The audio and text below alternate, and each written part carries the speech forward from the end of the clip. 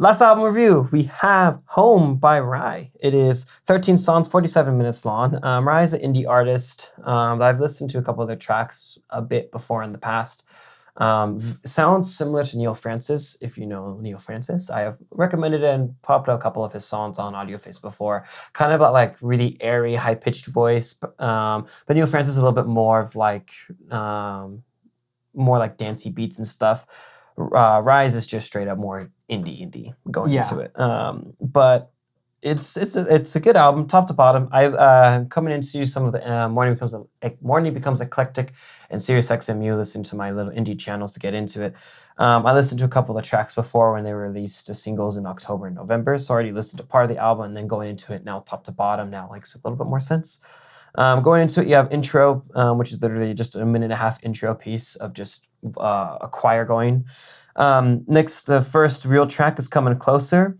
And this was the song that really reminded me of Neil Francis when I listened to it. And I was like, holy shit, what is the, like, it sounds a lot like it. So I don't know if there's an affiliation. Maybe there is. I need to double check that.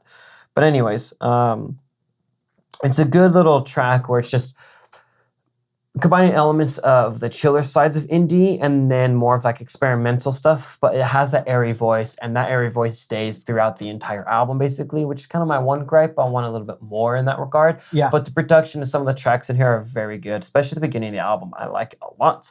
I even like the end, like the middle end of the album a little bit more. But like what I do like about the album more fully is that, and I only appreciated more on like the second, third listen, is how cohesively it goes, even though the beginning and end do feel very different. Because like Coming Closer is very indicative of what a lot of the album sounds like, but there's still a lot of subtle surprises. Like the middle chunk, you got Black Rain, which is like skipping it forward is a good song, but we'll get to that. More on that later.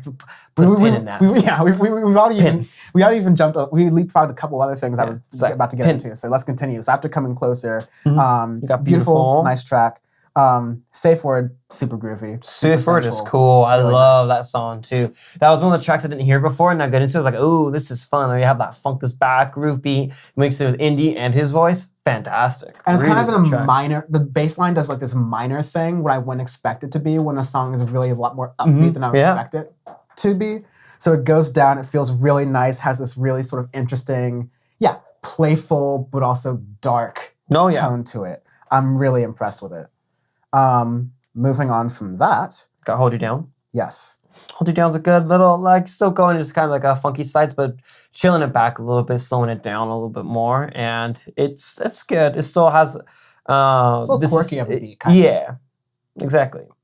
After that, you got Need a Lover, which then really slows it down, which then to me, I felt like right here, Need a Lover, I was like, okay, I need to have a little bit of pick-me-ups after this track, because it's really slowed it down with Hold You Down and Need a Lover, where after the previous ones were the more funky side, gets it down. Need a Lover is a good song. I thought I think every album, like, I wouldn't have liked the album if it kept that same pace that it does the whole time, because then it would get stale. I do like that Hold You Down, Need a Lover kind of brings you down to this point. And because then you got... It's that acoustic thing right there. That is, it's airy. People who like that will have that. And it's a really passionate song. You can feel the passion there, even if you aren't too partial to the voice. Helpless is kind of a similar route too, where it's still slowed down and stuff, and more of like you're slow dancing with your significant other, just like chilling in a fireplace, you know.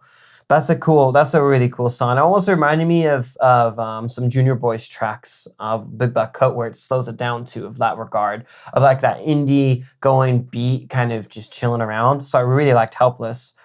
And then after that, you get Black Rain, which is a stupid good indie track. And this is the one I heard a lot on my indie channels and stuff. And going into it, fantastic placement of the song. Right in the middle of the album, picks you up right after kind of the slowing it down and stuff. Yeah. You know, this is you woke up after having a threesome, just like chilling, you know, on the beat, on the sidewalk, bragging to your friends, texting them like, hey, and all this stuff. I mean, jumping over that landmine, I think my favorite, jumping over both landmines, I think my favorite thing that also captures that vibe is Sweetest Revenge, because it gets a little bit slower. But what I do like about this part of the album is that it has like a continuously similar vibe to it, like a theme to it. All the songs are really bassy and nice, and they always have a little bit of hits at the end with nice extra production. Yeah. Sweetest Revenge, I especially love the string section that comes in near the end with the violin and shit. That's just like, is gangster shit, honestly. No, yeah. I love to hear it.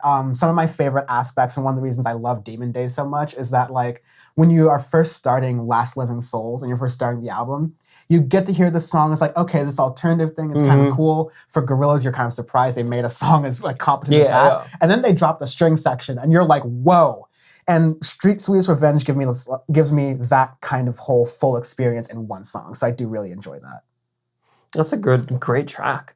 Then you start to get to the end of the album. You got My Heart Bleeds after that, which is still kind of like into the same mood of that, where it's slowed down right after the middle of the album. And that was just a pretty chill track overall. And then the last couple of tracks, I do enjoy. It slows down a little bit too much, especially with Holy and Outro. To me, I wish there was a little bit more tracks that were at the end, more like Black Rain or Safe Word and stuff a little bit at the end, because I think it was just too slow towards the end. But yeah, overall, very, very good album. I enjoyed it a lot. There's a lot of indie sounds in here that I haven't heard from indie artists before too often, I would say. But it's nice to get a little bit of experimentation and doing a bunch of different beats. And there's a lot of sounds in this. Yeah. The album ends. I'll push back entirely. I like the way the album ends because you get the really grooviness from Helpless, arguably a little bit, all the way down to My Heart Bleeds. Fire is a really nice way to, again, set it down, kind of, in a way, Hold You Down did a little bit earlier. And then Holy and Outro kind of help wrap up the project as an album, because Outro and it does the same thing intro does exactly the nice, choir thing. Choir, melodic beat, slightly different tone of choir, like slightly different notes being sung to emphasize the fact that you've just gone through a full album. Yeah. And it's been like a different experience, and hopefully you should feel a little bit different in some way ending to beginning. Otherwise you have like no feeling whatsoever. But this is, like you said, a good project. I do like how it ends a little bit more than you do, I think, but I think this is really solid. And it's this is my thing of indie, is really the genre of pushing music forward. It's consistently in the past year and a half, maybe about 2 years or so, has really been pushing a lot of different sounds forward and getting people into it, and it's very, very good. Love the state of indie. Anytime we put an indie album in the rundown, because it's almost always good. Yeah, it's always good, and it's definitely like a surprise to me. Like, I never like, there's some things where I'm like, oh, there's definitely something still on. Maybe you dread it a little bit, or you're like, you don't want to listen to it. Or like, I definitely, like, I look the three and I pick an order, and I pick that order for a reason. Yeah. But no, this was really solid and very good, and hopefully more indicative of more indie to come. We talked about a lot of songs in depth, and we have to sample a lot of those. I don't mind it, because I get to listen to these again. Yeah, so exactly. The last thing is the Flux and Bicep, we didn't sample too much, because it's harder with EDM. Yeah. But going on to our arbitrary scale, this is definitely my New Zealand for sure. This is my you're mask free. You can race your bike where you want. You can go to concerts. Swimming pools are open. Cafes are open.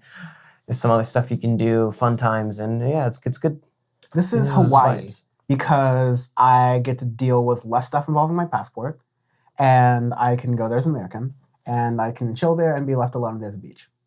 That's essentially what I want from LA, but we can't, because you mouth-breathing idiots continue to walk around without wearing masks. We continue to flood the fucking beaches.